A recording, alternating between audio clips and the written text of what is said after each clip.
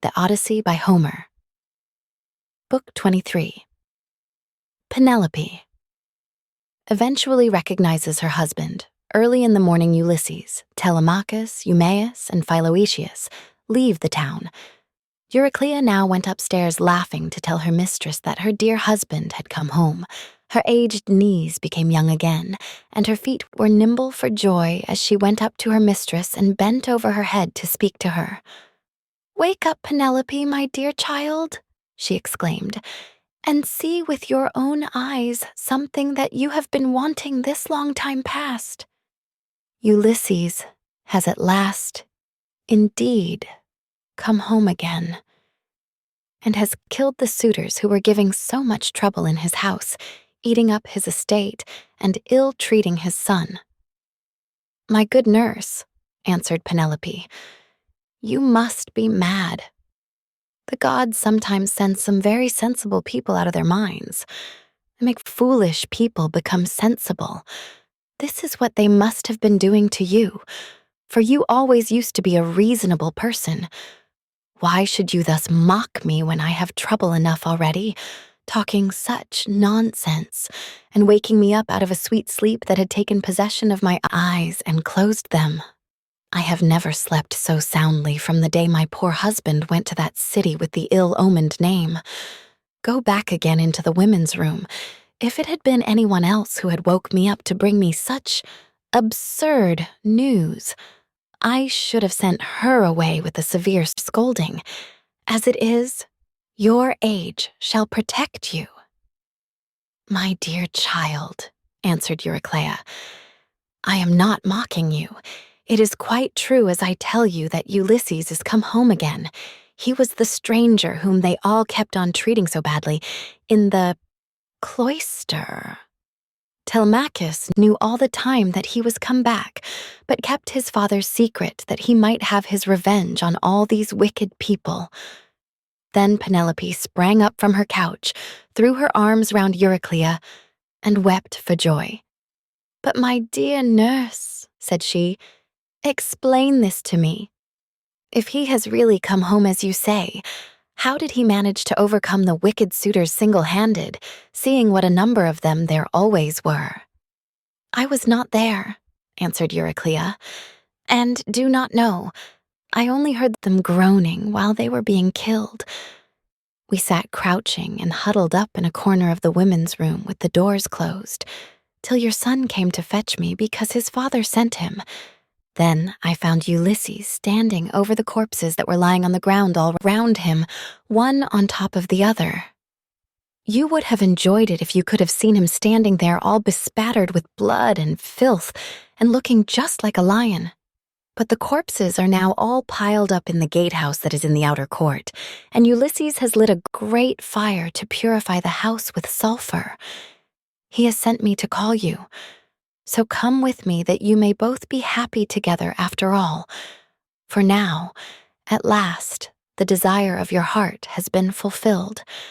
Your husband is come home to find both wife and son alive and well, and to take his revenge in his own house on the suitors who behaved so badly to him.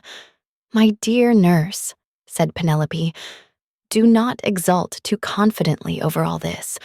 You know how delighted everyone would be to see Ulysses come home, more particularly myself, and the son who's been born to both of us. But what you tell me cannot be really true. It is some god who is angry with the suitors for their great wickedness, and has made an end of them, for they respected no man in the whole world, neither rich nor poor, who came near them, and they have come to a bad end in consequence of their iniquity. Ulysses is dead far away from the Achaean land. He will never return home again." Then Nurse Euryclea said, "My child, what are you talking about? But you are all hard of belief, and have made up your mind that your husband is never coming, although he is in the house, and by his own fireside at this very moment. Besides, I can give you another proof. When I was washing him, I perceived the scar which the wild boar gave him, and I wanted to tell you about it, but in his wisdom he would not let me, and clapped his hands over my mouth. So come with me, and I will make this bargain with you. If I am deceiving you, you may have me killed by the most cruel death you can think of."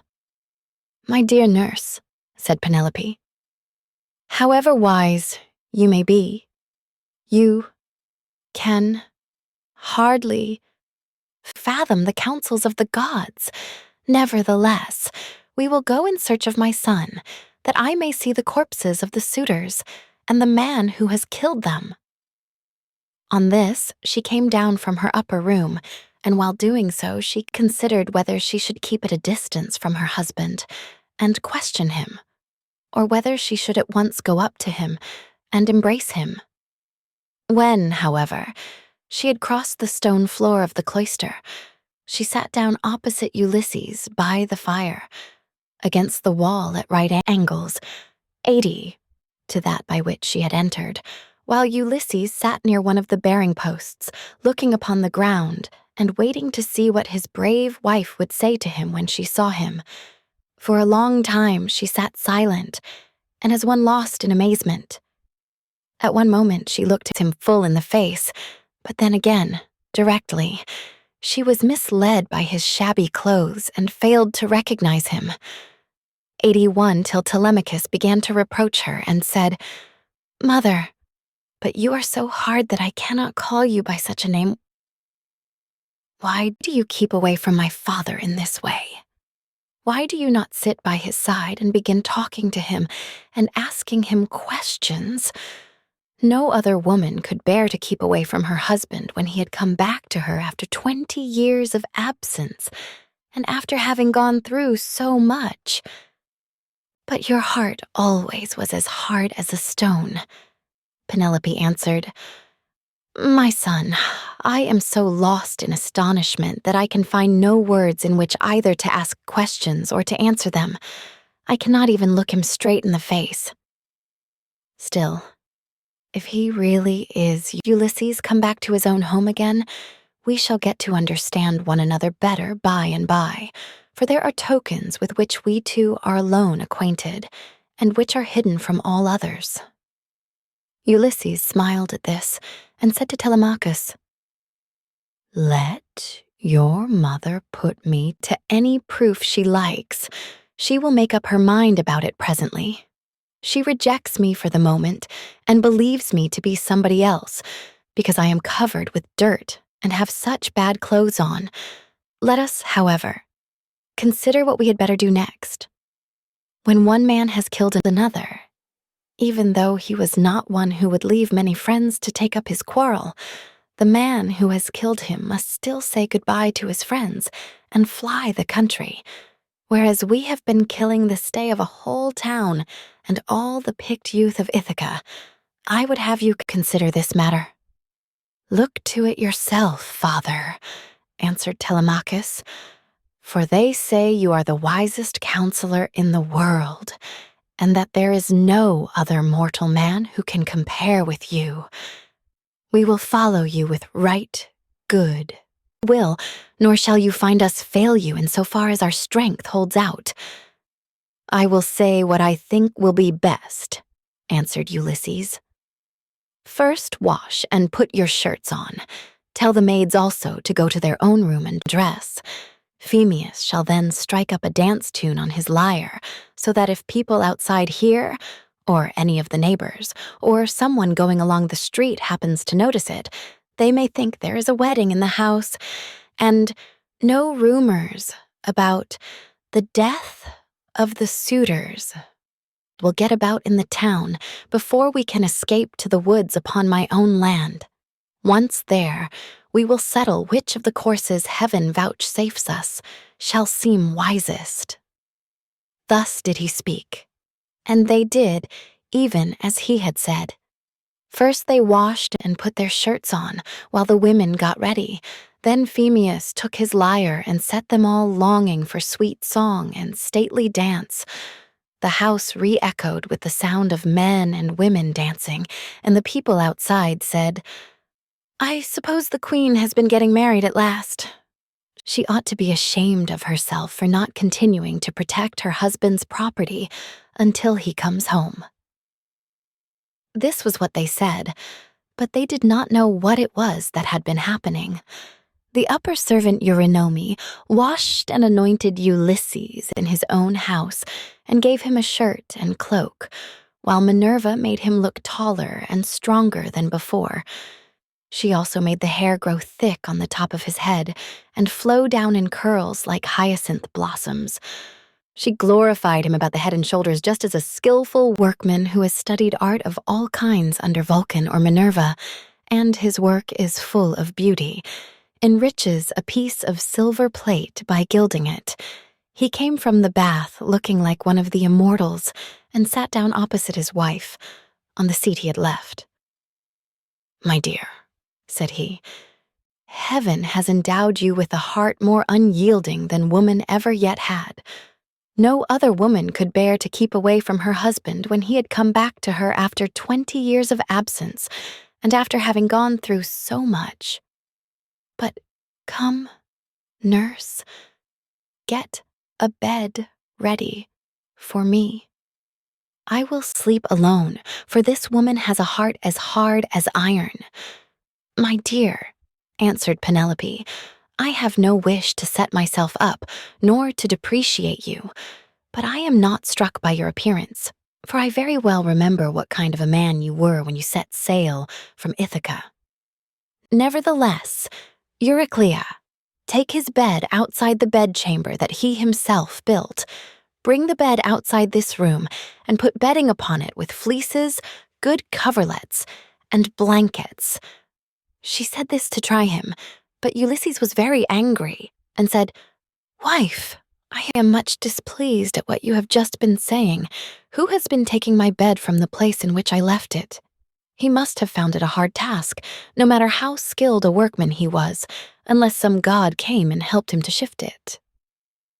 There's no man living, however strong and in his prime, who could move it from its place, for it is a marvelous curiosity which I made with my very own hands. There was a young olive growing within the precincts of the house, in full vigor and about as thick as a bearing post. I built my room round this with strong walls of stone and a roof to cover them, and I made the doors strong and well-fitting. Then I cut off the top boughs of the olive tree and left the stump standing. This I dressed roughly from the root upwards, and then worked with carpenter's tools well and skillfully, straightening my work by drawing a line on the wood and making it into a bed prop. I then bored a hole down the middle and made it the center post of my bed, at which I worked till I had finished it, inlaying it with gold and silver. After this, I stretched a hide of crimson leather from one side of it to the other. So you see, I know all about it, and I desire to learn whether it is still there, or whether anyone has been removing it by cutting down the olive tree at its roots." When she heard the sure proofs Ulysses now gave her, she fairly broke down. She flew weeping to his side, flung her arms about his neck, and kissed him. "Do not be angry with me, Ulysses," she cried. "You, who are the wisest of mankind, we have suffered, both of us. Heaven has denied us the happiness of spending our youth and of growing old together. Do not then be aggrieved, or take it amiss that I did not embrace you thus as soon as I saw you. I have been shuddering all the time through fear that someone might come here and deceive me with a lying story. For there are many very wicked people going about. Jove's daughter Helen would never have yielded herself to a man from a foreign country if she had known that the sons of Achaeans would come after her and bring her back. Heaven put it in her heart to do wrong, and she gave no thought to that sin, which has been the source of all our sorrows. Now, however, that you have convinced me by showing that you know all about our bed, which no human being has ever seen but you and I, and a single maidservant, the daughter of Actor, who was given me by my father on my marriage, and who keeps the doors of our room. Hard of belief, though I have been, I can mistrust no longer." Then Ulysses in his turn melted and wept as he clasped his dear and faithful wife to his bosom. As the sight of land is welcome to men who are swimming towards the shore, when Neptune has wrecked their ship with the fury of his winds and waves, a few alone reach the land, and these, covered with brine, are thankful when they find themselves on firm ground and out of danger. Even so, was her husband welcome to her as she looked upon him, and she could not tear her two fair arms from about his neck. Indeed, they would have gone on indulging their sorrow till rosy-fingered morn appeared, had not Minerva determined otherwise, and held night back, while she would not suffer dawn to leave Oceanus, nor to yoke the two steeds Lampus and Phaethon that bear her onward to break the day upon mankind. At last, however, Ulysses said, "Wife, we have not yet reached the end of our troubles. I have an unknown amount of toil still to undergo. It is long and difficult, but I must go through with it. For thus the shade of Tiresias prophesied concerning me on the day when I went down into Hades to ask about my return and that of my companions. But now let us go to bed, that we may lie down and enjoy the blessed boon of sleep." "You shall go to bed as soon as you please," replied Penelope, "now that the gods have sent you home to your own good house and to your country. But as heaven has put it in your mind to speak of it, tell me about the task that lies before you. I shall have to hear about it later, so it is better that I should be told at once." "My dear," answered Ulysses, "why should you press me to tell you? Still, I will not conceal it from you, though you will not like it. I do not like it myself, for Tiresias bade me travel far and wide, carrying an oar, till I came to a country where the people have never heard of the sea and do not even mix salt with their food. They know nothing about ships, nor oars that are as the wings of a ship. He gave me this certain token, which I will not hide from you. He said that a wayfarer should meet me and ask me whether it was a winnowing shovel that I had on my shoulder. On this, I was to fix my oar in the ground and sacrifice a ram, a bull, and aboard a Neptune. After which, I was to go home and offer hecatombs to all the gods in heaven, one after the other. As for myself, he said that death should come to me from the sea, and that my life should ebb away very gently when I was full of years and peace of mind, and my people should bless me. All this, he said, should surely come to pass." And Penelope said, "If the gods are going to vouchsafe you a happier time in your old age, you may hope then to have some respite from misfortune." Thus did they converse. Meanwhile, Eurynome and the nurse took torches and made the bed ready with soft coverlets. As soon as they had laid them, the nurse went back into the house to go to her rest, leaving the bedchamber woman Eurynome, 183, to show Ulysses and Penelope to bed by torchlight. When she had conducted them to their room, she went back, and they then came joyfully to the rights of their own old bed. Telemachus, Philoetius, and the swineherd now left off dancing, and made the women leave off also. They then laid themselves down to sleep in the cloisters. When Ulysses and Penelope had had their fill of love, they fell talking with one another. She told him how much she had had to bear in seeing the house filled with a crowd of wicked suitors who had killed so many sheep and oxen on her account, and had drunk so many casks of wine. Ulysses in his turn told her what he had suffered, and how much trouble he had himself given to other people. He told her everything, and she was so delighted to listen that she never went to sleep till he had ended his whole story. He began with his victory over the Cicons, and how he thence reached the fertile land of the Lotus Eaters. He told her all about the Cyclops, and how he had punished him for having so ruthlessly eaten his brave comrades, how he then went on to Aeolus, who received him hospitably and furthered him on his way, but even so, he was not to reach home, for to his great grief, a hurricane carried him out to sea again. How he went on to Lystra,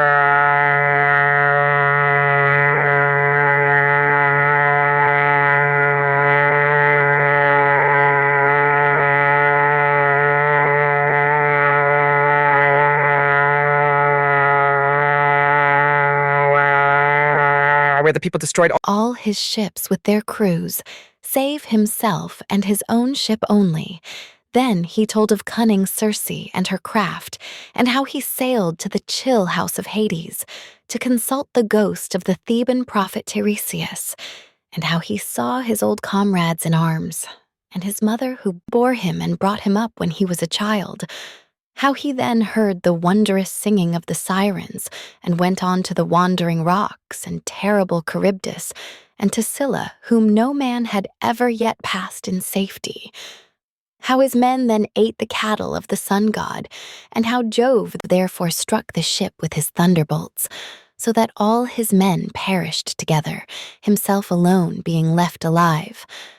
How at last he reached the Ogygian island and the nymph Calypso, who kept him there in a cave, and fed him, and wanted him to marry her, in which case she intended making him immortal so that he should never grow old. But she could not persuade him to let her do so.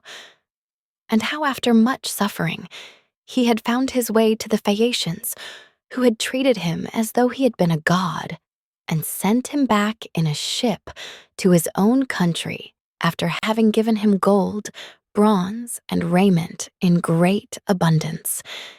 This was the last thing about which he told her, for here a deep sleep took hold upon him and eased the burden of his sorrows.